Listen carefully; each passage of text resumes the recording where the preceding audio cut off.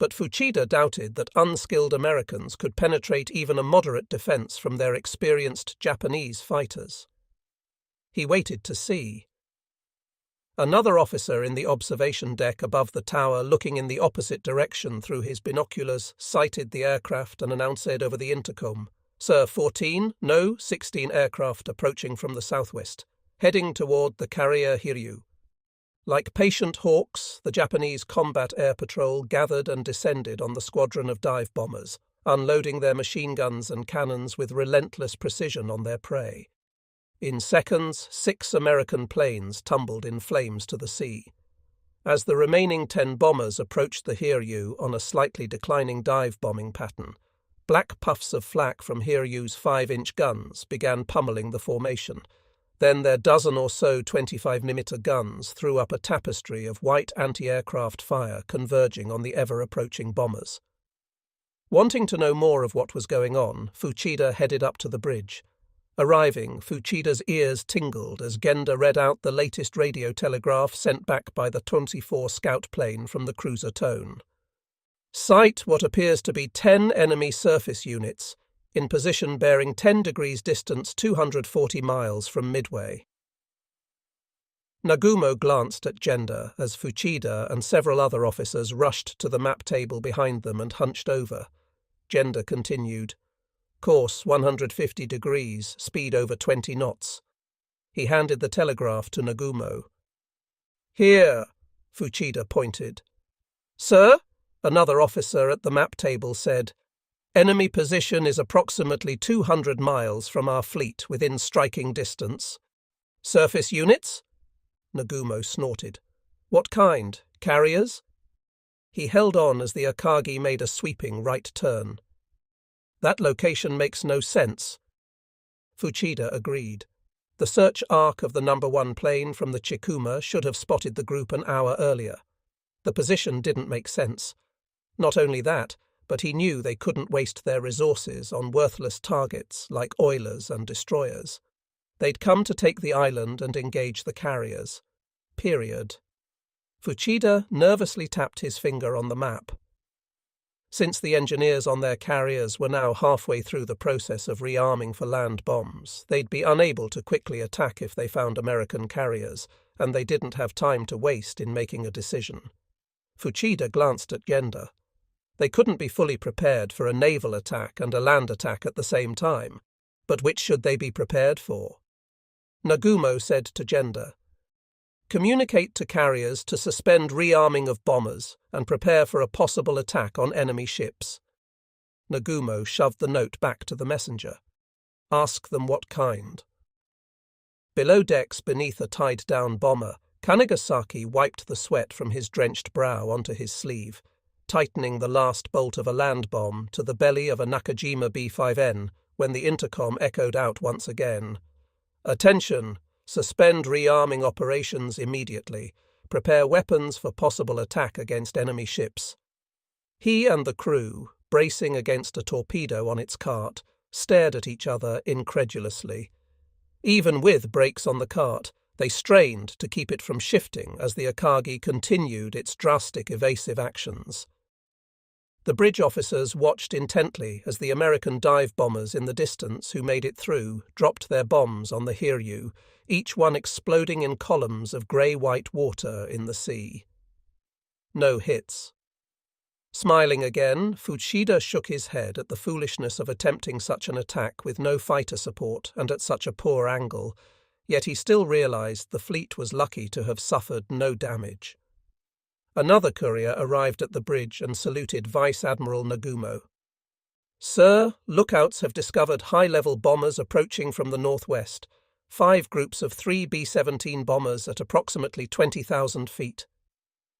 Nagumo nodded almost with a shrug, nor did it concern Fuchida. At 20,000 feet, any ship would have nearly 30 seconds to change course and evade bombs after they were released. This seemed to him like a desperation run. The Americans had simply run out of options. With a pair of binoculars in hand, Fuchida stepped out onto a balcony in the tower and looked far up into the sky until he located the group of American bombers and followed various planes as they made their runs over different ships in their group. The 5-inch guns of the Akagi pounded the sky, but the bombers were out of range. More Zeros took to the air off the flight deck below him as one group of American bombers released their payload high above, and the Akagi went into yet another hard port turn. After watching the bombs fall for 25 seconds, he finally saw dozens of shells explode in a chain of massive plumes in the sea, hundreds of yards from the ship. Fuchida smiled. High-level bombers, useless. 8:09 a.m. Nagumo proudly read aloud a fresh transcript from a scouting aircraft. The enemy is composed of 5 cruisers and 5 destroyers. He looked around at Genda, Fuchida, and the others as a deep sense of relief settled in among the staff. Just as I thought. The word spread quickly. Fuchida knew they had hardly been prepared for an immediate confrontation with the American vessels anyway. The Japanese fleet could effectively deal with their opponents on the ocean later. Since the base at Midway had sent out all they could muster and would have few aircraft left for another wave for a good while, it was up to the Japanese to get their own second wave off to make an end of the Americans' ability to attack the fleet. Hoping for the best, he leaned over the map table and wrote with a grease pencil next to the found American group, "No carriers." Another courier from the radio-telegraph office entered and handed Genda a note. "Admiral," Genda said, studying the note, "Tomonaga's attack force from Midway requests permission to be immediately recovered." Nagumo listened attentively. "Several aircraft damaged and others low on fuel." Nagumo looked at Genda while bracing against a window frame, glanced down at the tilted deck as the Akagi pitched into a hard turn, and looked back at Genda. Obviously, no one would be landing until they were no longer under attack and could straighten out into the wind. 8:30 a.m. Panting, a messenger arrived at the bridge and rushed before the Admiral with a quick salute and blurted out, "Sir, from Tone Urafor Scout, enemy force accompanied by what appears to be an aircraft carrier." The bridge command reeled from the shockwave. Fuchida could think of only one thing. If they were close enough to strike the American carriers, then the Americans were close enough to strike the Japanese. Nagumo pursed his lips in frustration. Fuchida could see the wheels turning in his head. He could launch the dive bombers from the carriers Hiryu and Soryu, which were already rearmed with anti-ship bombs, but only some of the level bombers on the Akagi and Kaga were ready with torpedoes, and none of the dive bombers were ready. Also, there were few Zeros able to escort the assault. Without their protection, Nagumo's attack aircraft could easily undergo the same fate that the Americans had just suffered in their futile offensives. Last of all, the circling attack planes returning from Midway were running low on fuel and had to be landed soon, or they'd be crashing into the sea. But if it meant the difference between victory and defeat, the aircraft could be fetched from the ocean by tenders while the strike was launched. The eyes of the officers were fixed on Nagumo's face. He was on the horns of dilemma: launch now and get in the first strike and perhaps land a lethal blow against the Americans, but risk suffering heavy losses, including many returning aircraft, or wait and launch a combined attack with fighter escorts for an overwhelming assault while running the risk of allowing a possible American attack that could cripple his fleet. He turned to his officers. "We will prepare to recover Tomonaga's strike force and then make preparations to launch a combined attack against the American carrier. We should be able to begin launching an airstrike no later than 10 o'clock. He ordered the messenger, "Have our fleet notified that after recovering all aircraft, we are to proceed north to engage and destroy the enemy task force." Genda looked over at Fuchida. This was exactly what the War Games scenario predicted, but the timing couldn't have been worse. W. Chapter 57, 8:50 a.m. With the last of the returning bombers dropping to the flight deck and bouncing to a halt in the arresting wire, reports were filtering up to the bridge about how the assault on Midway had progressed. Fuchida read off a message to the officers. "Commander Tomonaga reports, Midway Island heavily defended, anti-aircraft fire fiercer than expected." As the bridge officers looked on, Gender prodded. Casualty report. Fuchida shifted papers. 11 aircraft shot down, 14 heavily damaged, 29 other aircraft in need of repair, 20 airmen dead or missing. He folded the papers and looked up soberly. Fuchida wondered, if this is what they had lost on the first strike, what could they expect on the second? Why was such a tiny island so heavily defended? But that was another concern. Now he only wanted to see his men get aloft as soon as possible to give a punishing blow to the American carrier and send it to the bottom. He knew that Japanese forces had sunk 2 American carriers just weeks earlier at the Battle of the Coral Sea, and that a 3rd American carrier was under repair in California. That left only 2 American carriers in the entire Pacific, and they had found one. Despite their loss of aircraft, with 4 Japanese carriers of highly experienced pilots, Fuchida was sure they'd have the upper hand. They had to finish the job. 8:55 a.m. The battleship Yamato. 300 miles west of Nagumo's attack fleet, at the bridge of the mighty battleship Yamato, Admiral Yamamoto stood staring through the windows over 2 huge gun turrets into the endless sea when a courier from the radio telegraph office appeared. Admiral, sir, Vice Admiral Nagumo relays this message. Enemy composed of 1 carrier, 5 cruisers, and 5 destroyers sighted at 0800 in position bearing 10 degrees, distance 240 miles from Midway. We're heading for it. Yamamoto nodded nonchalantly and turned to the ship's captain. Do you think we should order Nagumo to attack the US carrier force at once? He paused. I think we had better do so. The captain gave a slight grin. Sir, Nagumo has reserved half his air force to attack enemy ships and is certainly preparing for an immediate strike. Yamamoto grunted, nodded, and allowed himself a small grin as well. Of course. 8:55 a.m. The carrier Akagi. Sir, an officer addressed Nagumo in the Akagi bridge. Tone Scout number 4 acknowledges your orders to remain in his area. He also communicates that 10 enemy torpedo bombers are heading toward you, about 25 minutes out. The courier cautiously looked for a reaction. Fuchida felt the blood rush to his head. Not only were the Americans going to get in the next punch, but it would also delay their ability to spot their strike force on deck. Nagumo barked to a staff officer, "Launch all available fighters to intercept incoming aircraft." The officer replied, "Sir, combat air patrol for all carriers are in the process of being recovered for refueling." "Be quick then," Nagumo said, "and find out when we'll be prepared to launch our attack against the Americans." A few minutes later, the officer returned to the bridge. Fuchida could tell by his face that it wasn't going to be good news. "Sir, the torpedo planes will not be ready for launch on the Kaga and Akagi until 10:30. The mechanics are having trouble rearming." Nagumo cocked his head back, jutted out his chin, and looked down to his lower right at the deck of the Akagi as a Zero fighter came to a stop on the deck.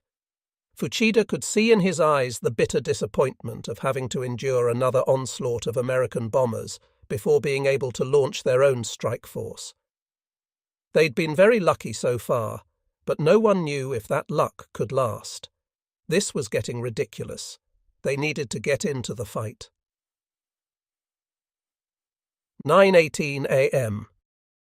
The 4 Japanese carriers turned slowly into the west wind in preparation for spotting aircraft on deck for their assault against the American carrier.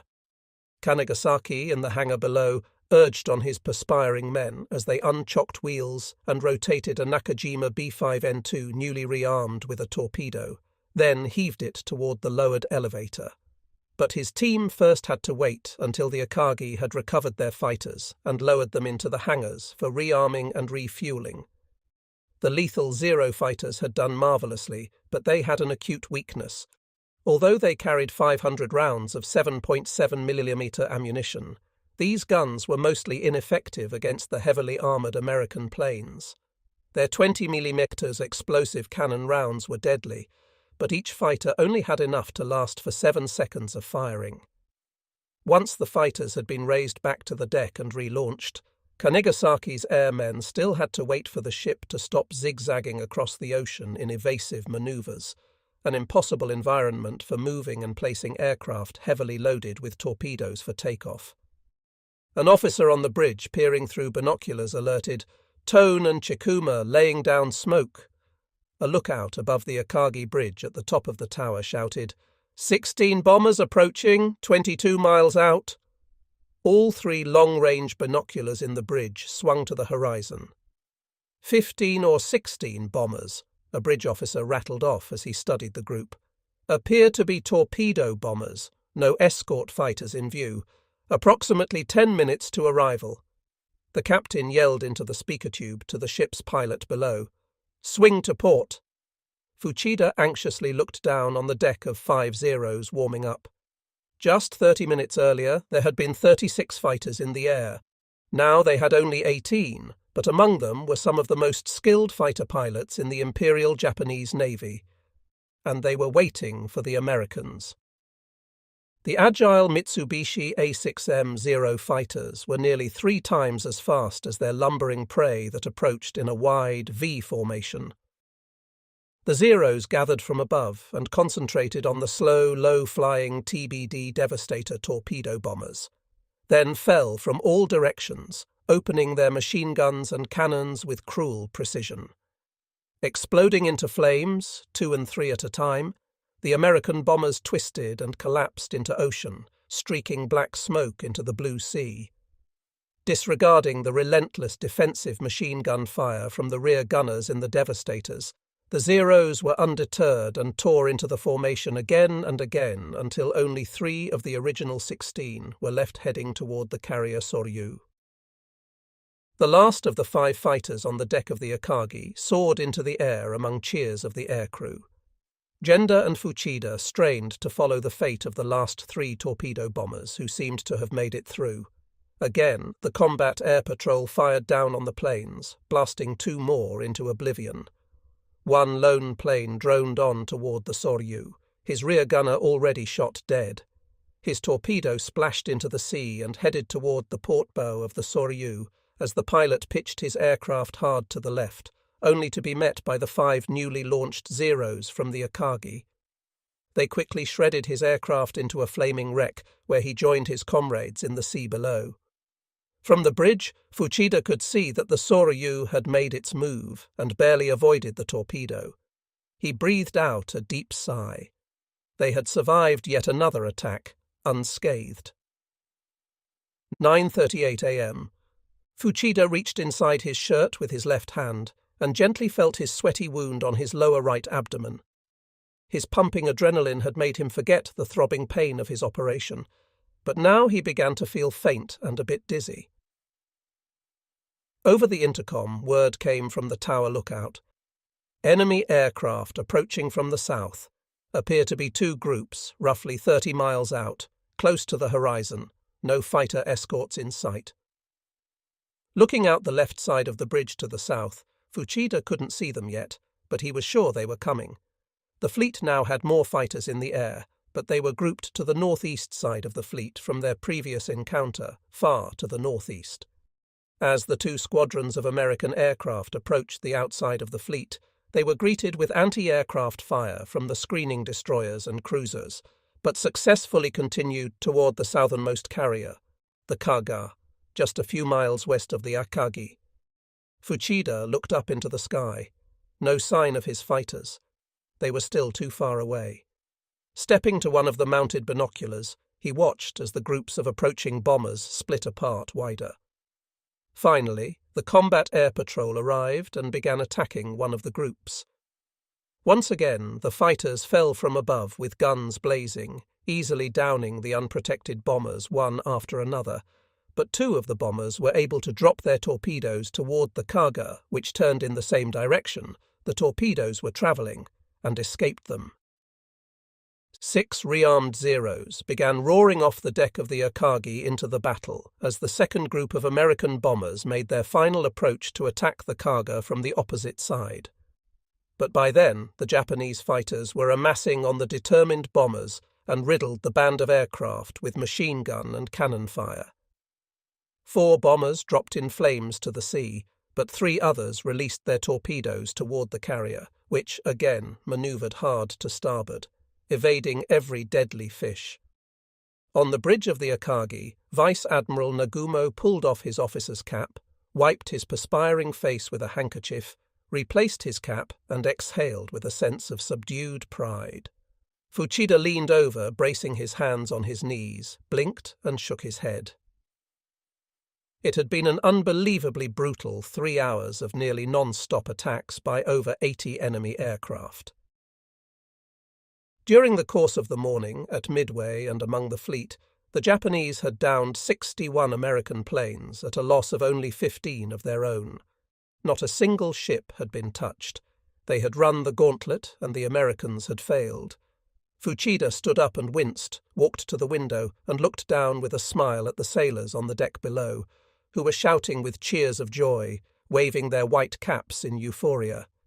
He knew that in less than an hour they'd be sending off their own devastating strike against the Americans. 10 a.m., the battleship Yamato. A courier saluted Admiral Yamamoto on the bridge of his fleet flagship. "Sir, message from Vice Admiral Nagumo." The courier snapped a sheet of paper between his white-gloved hands. "Carried out attack of Midway at Yo 6:30. Many shore-based planes attacked us subsequent to Yo 7 Young 5. We have suffered no damages." Yamamoto looked at Captain Kuroshima with a confident sparkle in his eye. "After destroying enemy forces spotted at 0728, composed of 1 carrier, 7 cruisers and 5 destroyers, we will resume our attack on Midway Island." "You're excused," Yamamoto said to the courier. He turned his eyes toward the window and patted his hand on the sill and smiled. 10:10 a.m., the carrier Akagi. Fuchida ventured back down to the flight deck of the Akagi, where he proudly watched another torpedo-equipped Nakajima B5N2 rise up the rear elevator. At the same time, a fighter took to the air off the front of the bow under patchy clouds to join the fatigued combat air patrol covering the fleet. Fuchida whispered under his breath, "Now it's our turn." In the bridge, Genda was alerted by the intercom. "Combat Air Patrol reports 12-plane torpedo squadron from the southeast, accompanied by 6 fighter escorts." "There must be another carrier in the area," Genda uttered. "Approximately 14 miles out, 7 minutes from fleet contact." Fuchida heard the message as well. Taking the binoculars from another officer, he looked east. Sure enough, another squadron was approaching, and just as surely, the Japanese fighters descended once again, dozens of them with machine guns blazing, decimating the slow bombers as before. Within seconds, over half of the bombers were shot into flames and fell from the sky, but not without a fight. 4 Zeros succumbed to the rear-facing guns of the American devastators, and, likewise, fell in burning wrecks, trailing black smoke down to the ocean in a series of white splashes. 5 of the original 12 bombers struggled through and released their torpedoes into the sea, straight for the carrier Hiryu, as fighters again ripped into the planes, sending 3 more down in flames. The carrier heaved hard to port, then reversed back to starboard, evading every incoming torpedo. On the deck beside Fuchida, men once again cheered with relief. Although he revelled in their skilled victory, he felt a twinge of sympathy and a sense of respect for the brave Americans who attacked relentlessly and fell to their deaths into the sea. They were opponents worthy of his respect. In the bridge, Genda looked out to his left as an officer announced over the intercom. "Enemy dive bombers approaching from the north. 2 large groups approaching from the south." Genda could see the northern group high above the Kaga, dropping into a steep angle, one after the other, and this time with no interference from Japanese fighters who were nowhere to be seen. He held his breath, hoping they were just as unskilled as all the previous attackers. 3 explosions in succession shot up columns of water around the Kaga, but the 4th explosion ripped through the rear deck, hurling out debris and flames. 2 more columns of water blasted toward the sky, and then the bridge tower of the Kaga exploded into 1,000 fragments as a massive fireball rolled up into the sky. "Damn it!" Gender yelled. Down on the deck, Fuchida likewise cursed under his breath. Suddenly, lookouts pointed above and screamed out, "Hell divers!" Fuchida looked up. Anti-aircraft guns began pounding away, filling the sky with scattered puffs of black as 3 planes bore down on the Akagi. He'd never been on the receiving end of a bombing before, and now had a strange, helpless feeling as he stared at the dive bombers coming straight at his own ship, almost in slow motion, their bombs magically detaching and drifting downward, directly at him. He dove for the deck beside the winch, clasping his hands behind his head. The first bomb hit the waiter with a concussive blast that shook the ship, exploding a tower of waiter 100 feet into the air, dousing him and the deck with a shower of sooty black seawater. He looked up again, fixing his sight on the next falling bomb. This one looked to be a perfect hit. With a blinding flash, another horrific shockwave tore through the center of the deck, blasting smoke and splintering the wooden deck into the sky, while flinging planes off the deck into the sea.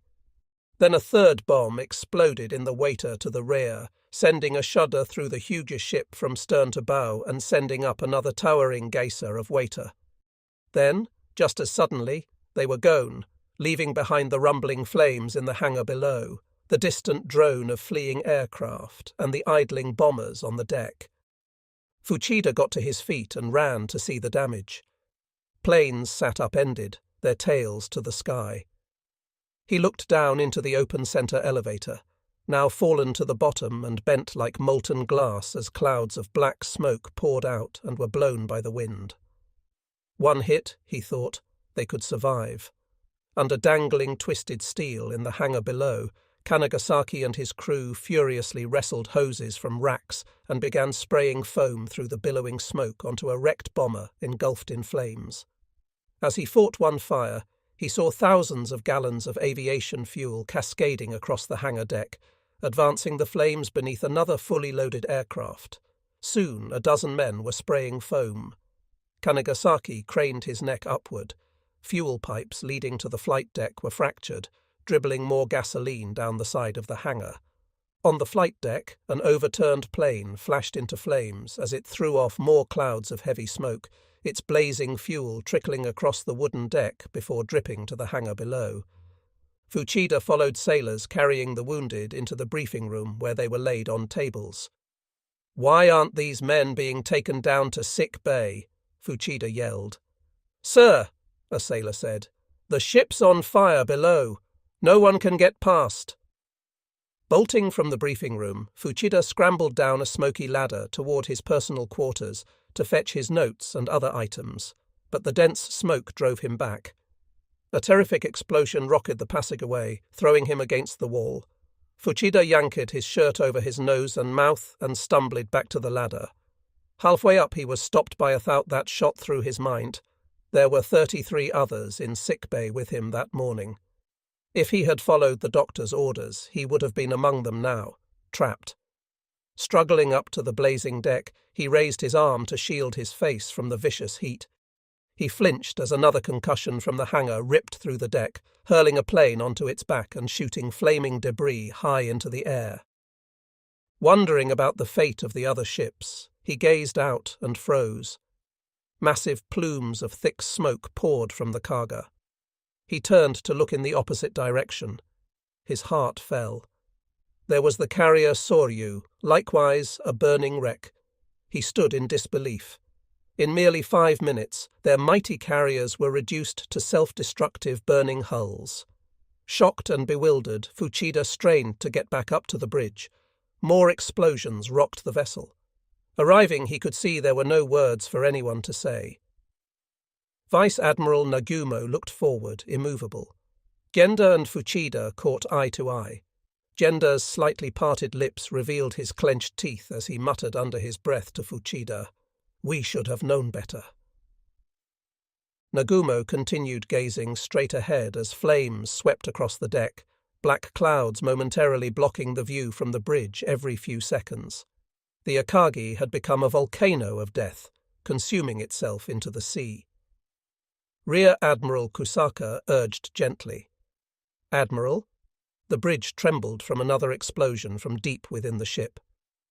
"I believe we must transfer your flag to the cruiser Nagara." Nagumo remained calm. "We are all right," he said. Fuchida could see the pain in the Admiral's face.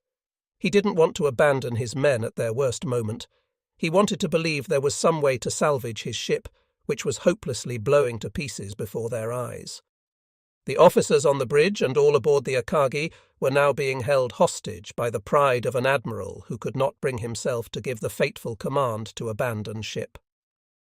Huddled behind a beam in the hangar with 3 others, Kanagasaki shielded his face from the blistering heat and wicked flames devouring the aircraft, the steel structure moaning and popping in the conflagration. "Back! We need to move further back!" But there was no place left for them to go. 2 more bombs burst out the side of the ship with a thunderous blast, igniting a fuel storage tank and sending a colossal orange-black fireball churning into the sky. On the bridge, Captain Aoki bowed toward Nagumo. "Admiral, you and your staff can do nothing more here. As the ship's captain, I will take care of this ship with all its responsibility. Please, transfer your flag immediately." Nagumo only stared. "It's not time yet," he said softly. Fuchida looked down at the deck to his right. Crackling flames fully engulfed a fighter plane and began sweeping up the side of the tower. Rear Admiral Kusaka spoke firmly. "Admiral, the ship is ablaze and dead in the water. The radios are out. You cannot direct the battle from here.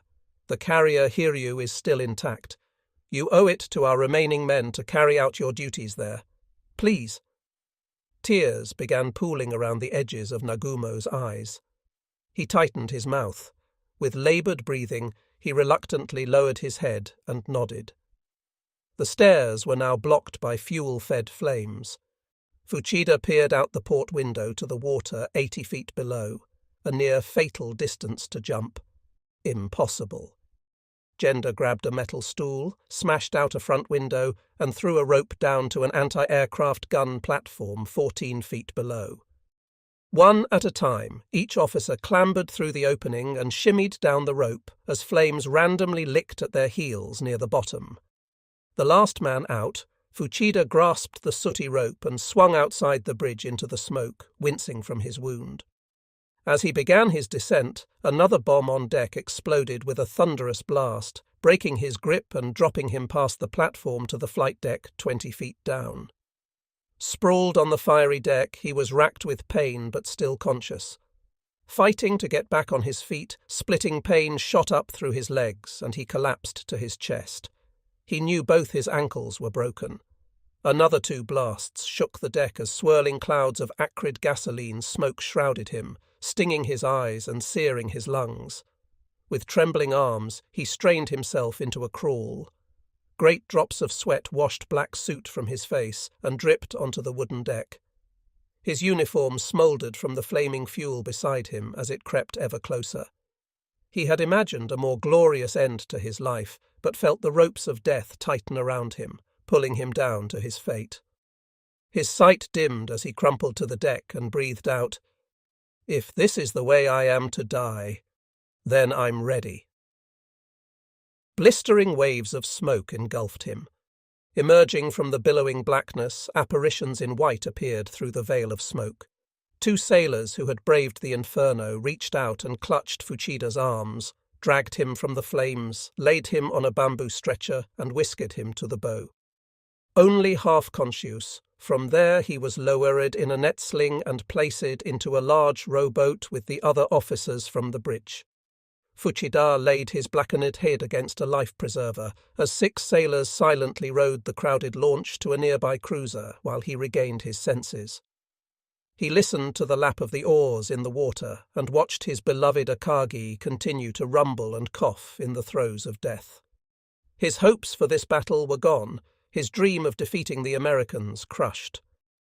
Blinking slowly, he gazed wistfully at the once majestic carrier, his eyes following the smoke of incense as it drifted up to the defeated gods of Japan. June 1942. The island of Panay, the Philippines. Jimmy took in the lush greenery of the jungle camp of Hopevale as the melodies of songbirds unknown blended with the hum of cicadas. Columns of forest sunlight fell through the canopy on a cascade of pink and white orchids hugging the crevassed wall, their sweet scent flowing through the tropical air. It was absolutely gorgeous to him, astounding in beauty and full of life. Everything seemed a perfect work of the Creator. 3 bamboo huts stood in small clearings as a small, crackling fire sent a light smoke drifting upwards. Jimmy and the group of 24 adults and a handful of children assembled in front of one of the huts not far from the towering trees as Frank made his announcement. "As you all know," Frank began, "the word around the island is that the Japanese want everyone to turn themselves in." Several armed miners turned guerrillas stood off to the side. Little Earl, who had helped to stack rocks with Jack, reached up curiously to feel the wooden stock of Jack's submachine gun.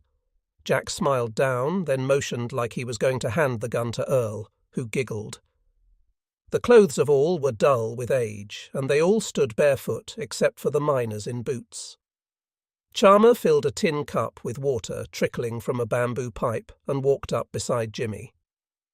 Despite the heat and humidity, Jimmy put his arm around Charmer.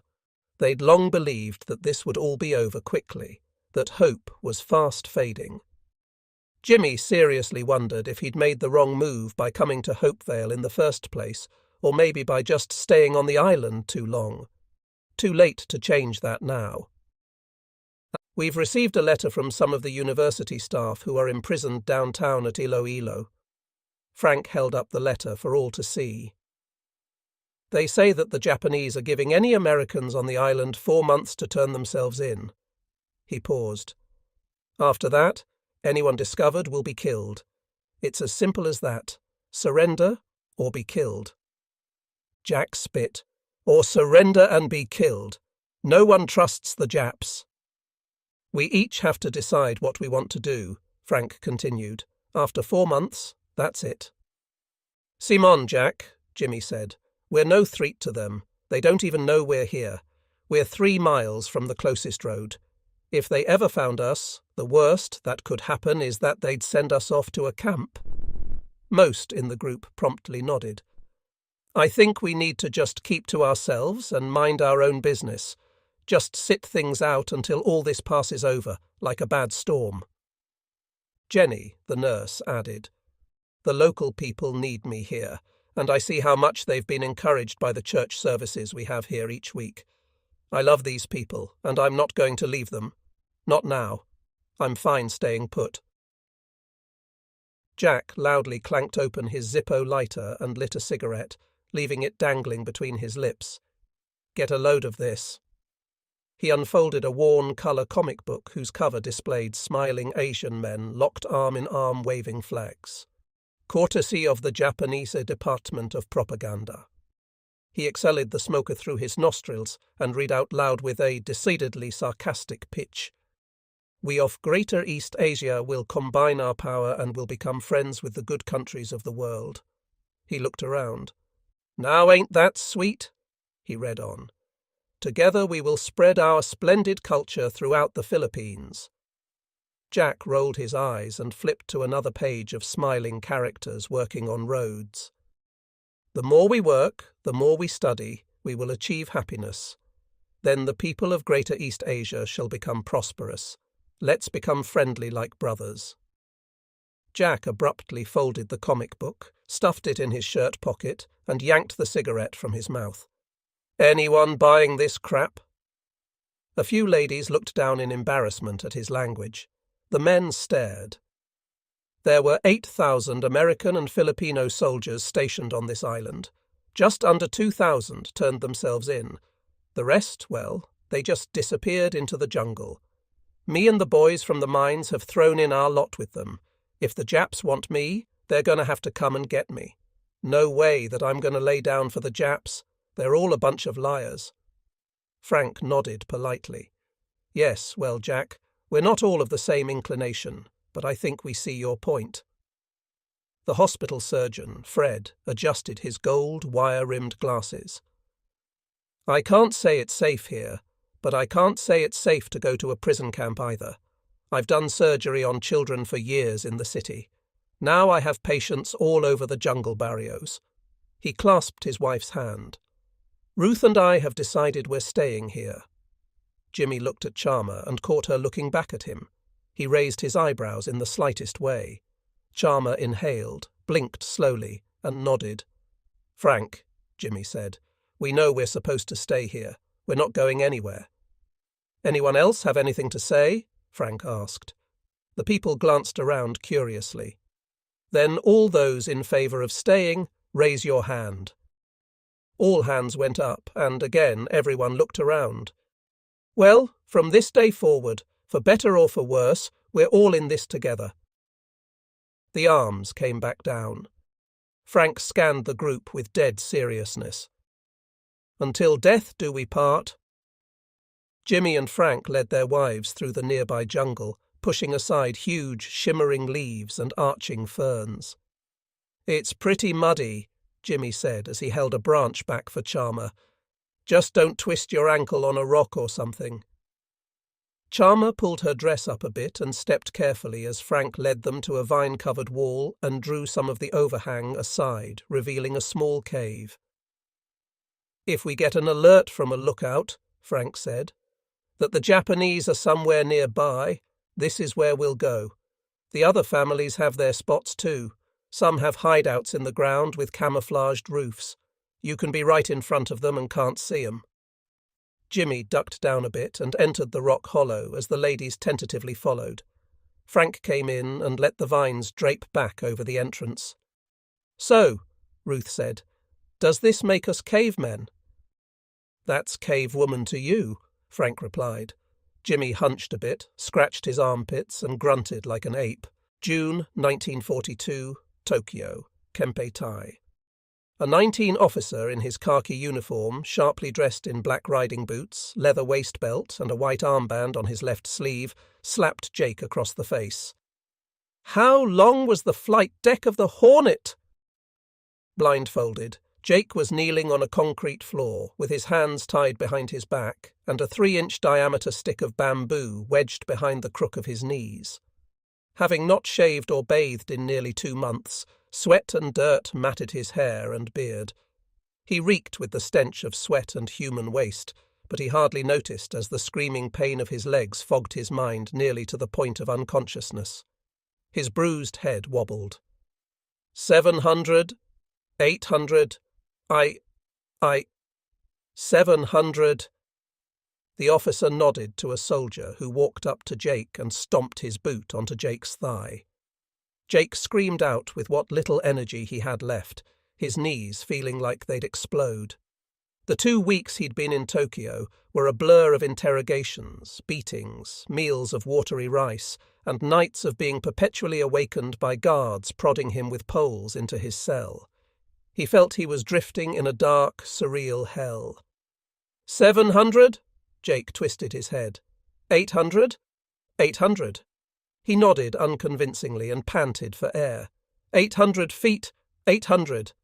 The pain throbbing in his knees and back, his shoulders, his neck. He just wanted it to end. God, he wanted it to just stop. The officer turned to 2 other soldiers standing against the wall. Bring me a different one, now. In another room, Jake's pilot, Bill Farrow, lay on his stomach completely drenched on a sopping wet wooden floor, blindfolded with his hands bound behind his back and his ankles tied together. A Kempeitai officer stood silently as soldiers rolled Bill onto his back with a wet flop. One soldier then sat on his legs, and a second one sat on his stomach, crushing Bill's hands underneath as he screamed through clenched teeth.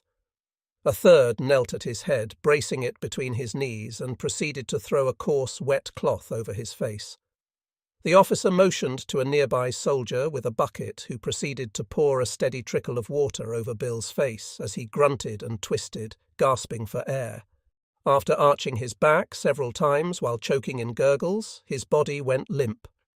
2 guards dragged Jake, now barely able to walk, down a decrepit dark hallway lit by a few bare bulbs and shoved him into a 6-foot by 8-foot wooden cell with a putrid, banjo hole in a corner of the floor.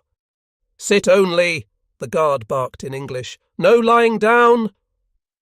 Jake struggled to move his throbbing legs in front of him as the door shut him into further darkness and the bolt locked. A tiny rectangle of yellow light fell onto his chest. As the echo of footsteps faded away down the hall, Jake slowly bent to the side, then collapsed to the floor. The next morning, a jangle of keys and a clank of the deadbolt awoke Jake into semi-consciousness as the door squeaked open. "I said no lying down," he said in Japanese. The guard pulled at Jake's sprawled body as he tried to sit upright. A second guard followed behind. Momentarily blocking the light to his cell, Jake saw it was Harry, his gunner, his wrists in irons like his own. He looked like hell.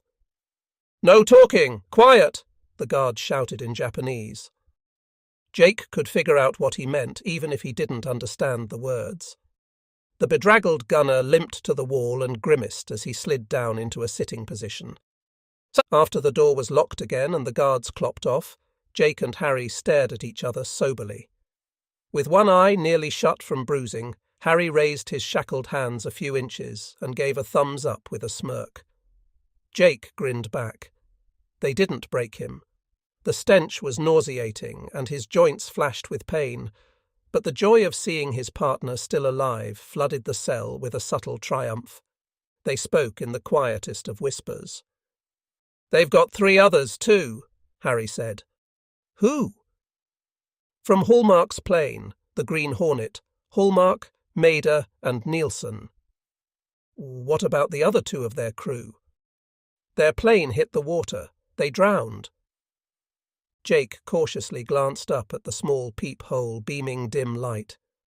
"They gonna kill us, you think?" "Probably," Harry whispered back. "The information they're squeezing out now is all nonsense anyway. They know it." Harry tried to swallow. "They know they can get away with it too." "Why?" Jake whispered. "Aren't we at least pawns worth keeping for making bargains or something?" "Nah, they don't care about that. From all the talk, I think our little raid got under their skin. They lost face. The Japs hate that. Now someone's got to pay. Probably going to be us. They got to know one day America's going to come over and kick their asses all to hell." Harry blinked slowly with a nod. "Well?" Jake paused. "If I can just take down one more Jap on my way out, I'll be satisfied." Harry smiled. Jake felt it deep inside. Nice to have a friend. A Kempi-Tai officer sat behind an interrogation table while a soldier motioned for Jake to sit in the chair on the opposite side. In handcuffs, Jake still wore the same soiled shirt and pants he'd put on the morning of the raid.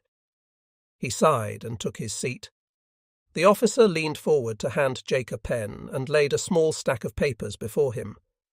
They were all in Japanese, with a blank line at the bottom. Jake looked at the papers quizzically and peered up at the officer. "What is it?"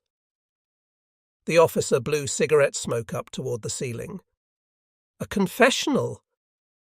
Jake pushed the papers away. "No way that—" A soldier slapped him in the face. "You sign." By now everything seemed to make no sense to Jake. Half of what he and the others had told the interrogators over the last 2 weeks they simply made up to try to stop the torture. Now they wanted his signature on a document which everyone knew that he couldn't even read. So what difference did it make anyway? Jake reached out for the pen with his cuffed hands, looked up at the triumphant officer one last time, and signed. The officer smiled and puffed his cigarette. June 1942. The Imperial General Headquarters, Tokyo. Outside the imposing brick building clad in ivy and adorned with a white-columned entrance, Chief of the Imperial Japanese Army General Staff Sugiyama strode beside the bespectacled Tojo, Prime Minister and Army Minister of Japan. Sugiyama came to a halt and rammed 2 fingers into his open palm. "They're war criminals and as such should be executed without delay. It's not clear at this time if they are war criminals or prisoners of war," Tojo replied. "If only prisoners, we both know they can't be executed for an act of war. This has now become an international event. All the world knows we have them. And we have their confessions. They have clearly admitted to strafing schools and killing civilians, which amounts to murder. They're war criminals.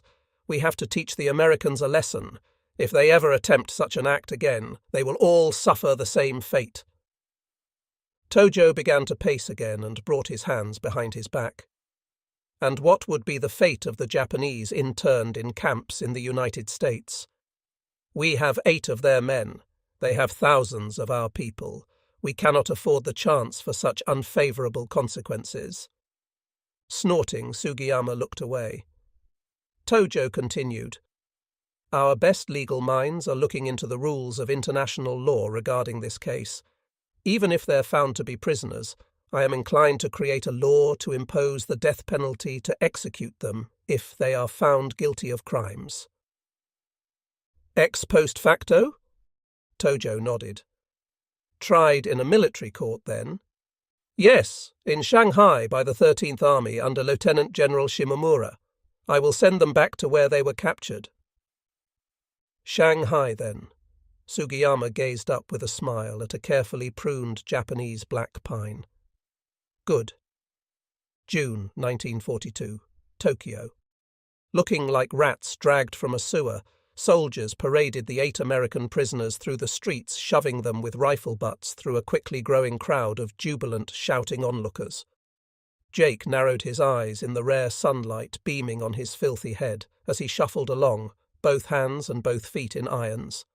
He couldn't understand a single word of the enraged, screaming Japanese, but then he didn't need to. He also happened to note the lack of younger and middle-aged men, now all off to war. "Move! Move!" A soldier prodded Jake along with his 7 other comrades as other rifled soldiers in front made a path through the pressing mass. They'd just been driven a short way by a couple of cars and unloaded. He wasn't sure where they were heading, but as they made their way to a train platform, it was clear they were being moved somewhere far away. Where, he didn't know, or why. Several women with raised hands wept and shouted out, "Okawai so ni! Okawai so nai!" "What?" an enraged officer yelled in Japanese as he approached. "Shut up! All of you!" He signalled for 2 soldiers. "They must be spies! Arrest them!" Soldiers strong-armed the women away among further shrieks of sorrow. Jake wasn't sure what he'd just seen, but he felt a tiny breeze of compassion from an otherwise hateful crowd. His feelings of warmth soon dissolved into cold fear as he wondered what would become of these women. On the rolling train, Jake sat silently between his guard and the window, the click-clack of the rails gently thumping his head as he rested against the frame. The smoke of the locomotive constantly blew through the open windows, coating his face with a film of soot.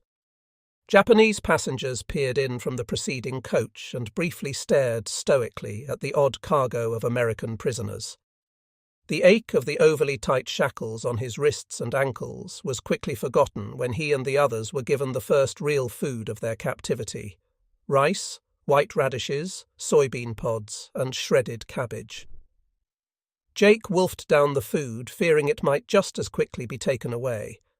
The thought that they could have been killed and seemed to be spared was marginally encouraging, but his treatment didn't give him any ideas that his situation was likely to improve. Where were they going? How long would the war last? Could he make it out alive? All Jake had were questions, but no answers.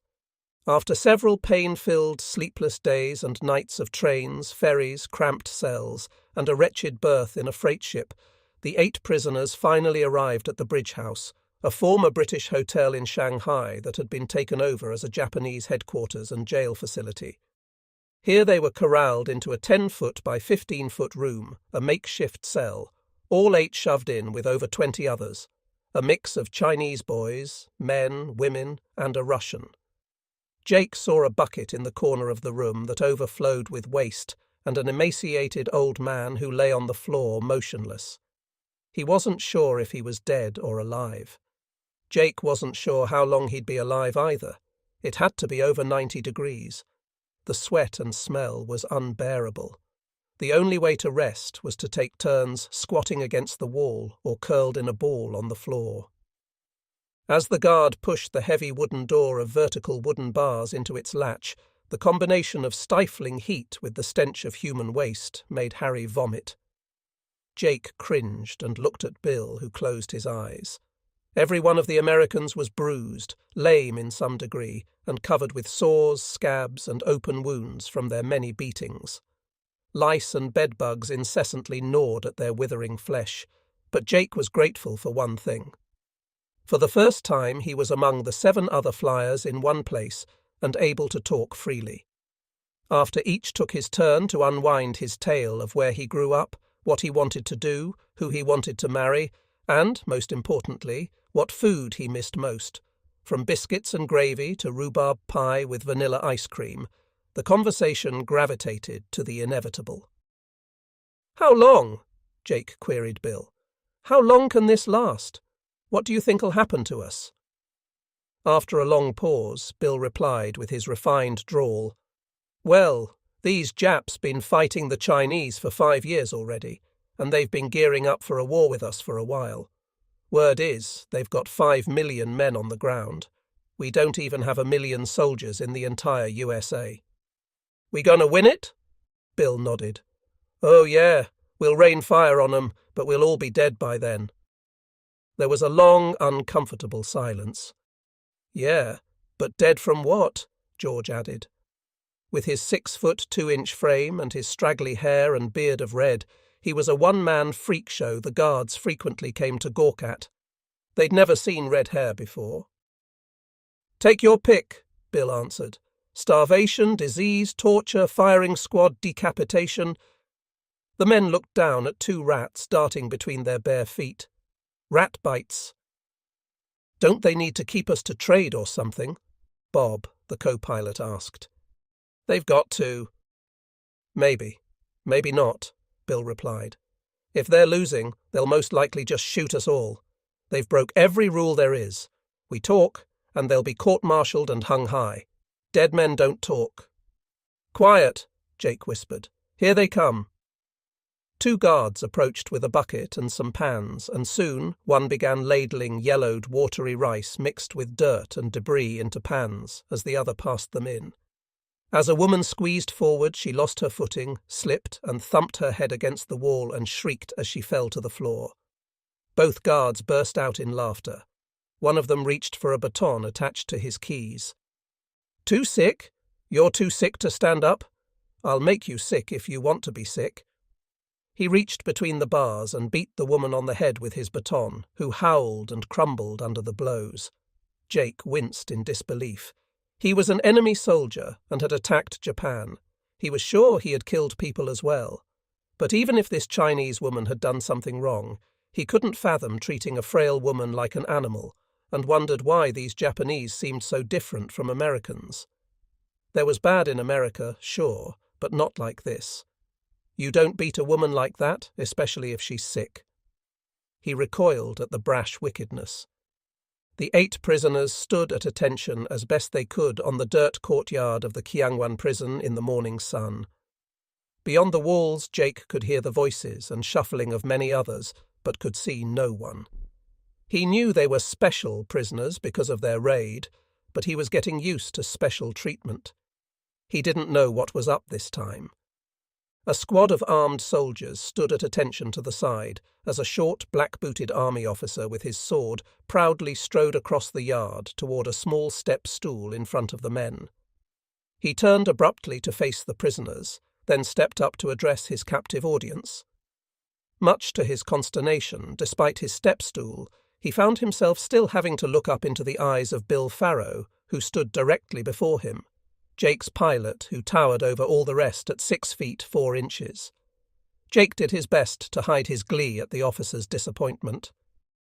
"The domination of the white race in Asia is over," the officer shouted in surprisingly good English.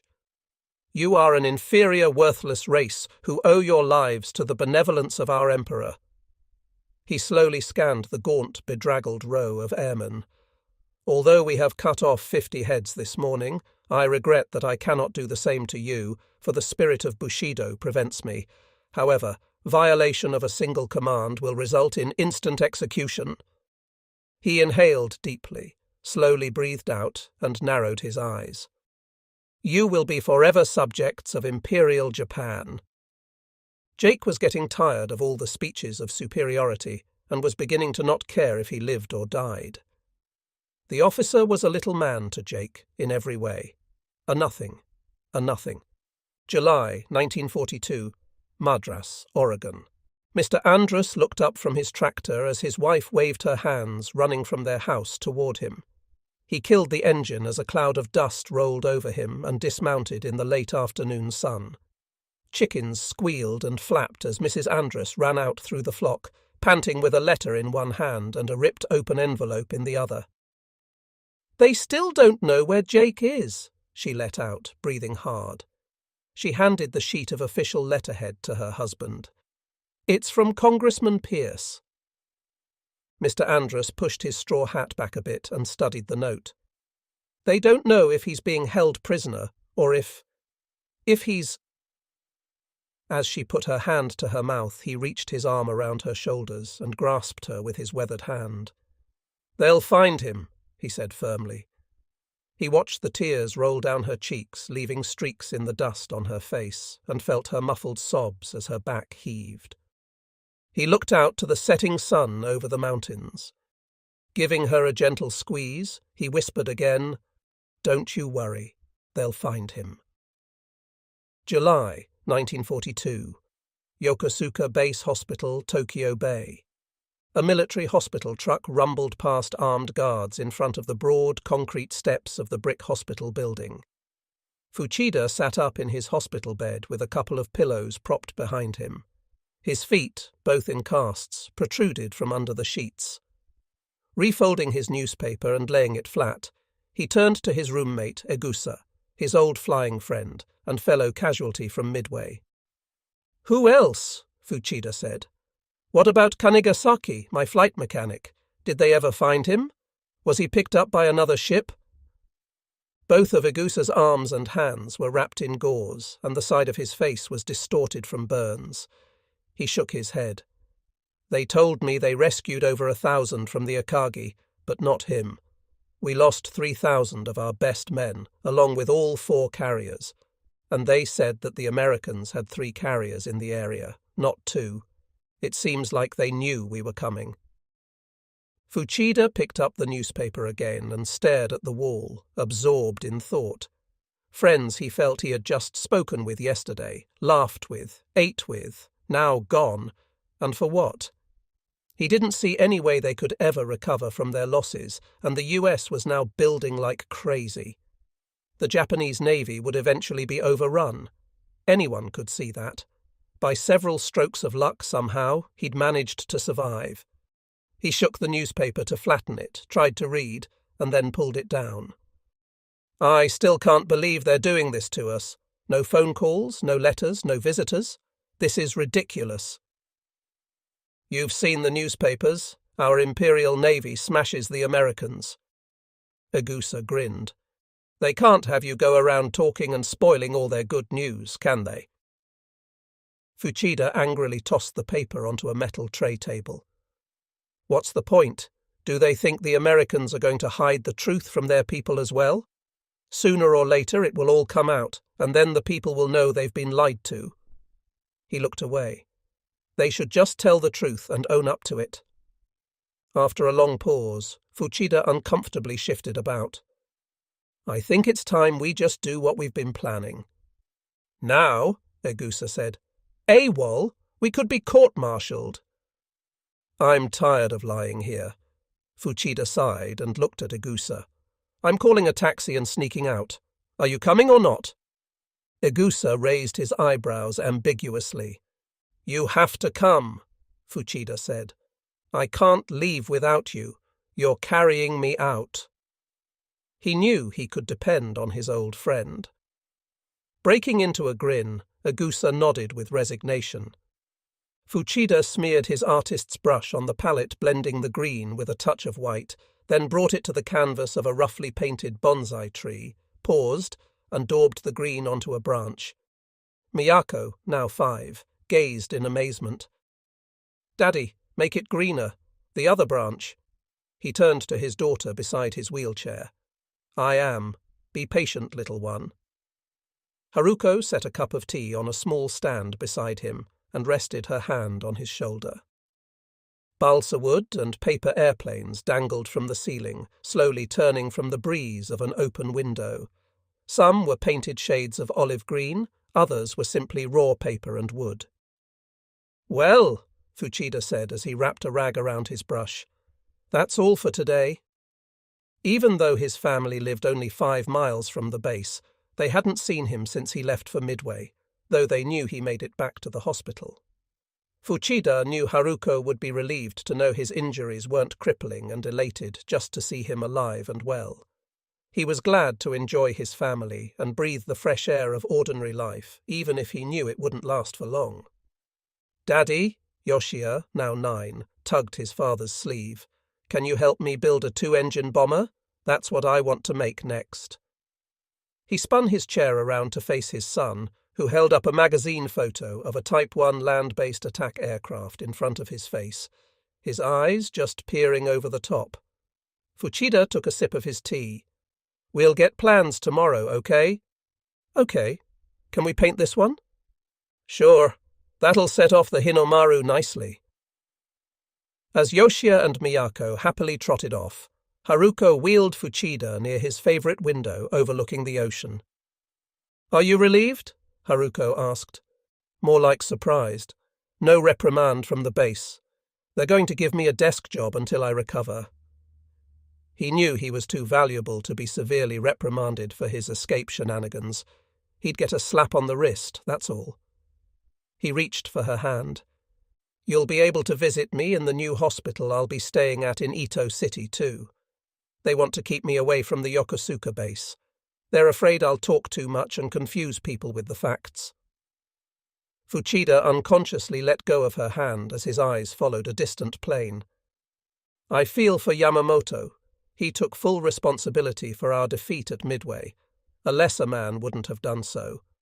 I did my best to explain to him that we still have a strong fleet, that if we can only focus on bringing air power to the forefront, we could have a fighting chance." He felt a bit of guilt, demanding honesty from headquarters about the battle while, perhaps, being a little disingenuous to Yamamoto. Their chances of even a draw were very slim.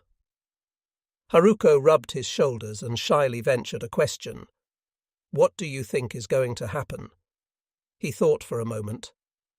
"We have to learn from our mistakes and bring our strengths together. If we can clinch a key battle—" He hesitated. "I really don't know." August 1942, Hopevale, the Philippines.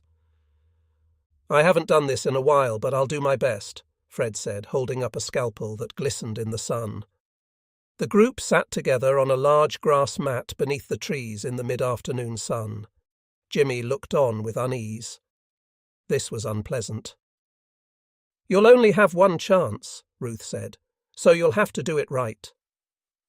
The surrounding locals had been good to the beleaguered strangers in their hideaway, but life was still hard in the wilderness. The people looked at Fred, then down at the center of the mat. "It's our last chicken," Ruth said. The poultry meal for 12 was an overcooked lean bird and a handful of wild bananas. Frank began slicing the meat and queried, "Who wants the wishbone?" Soberly, everyone raised their hand. August 1942, Keuka College, New York. Peggy released her books with a thud onto her dorm table, fell back onto her bed, and kicked off her 2-tone saddle shoes. "That's it, John. I can't study another word."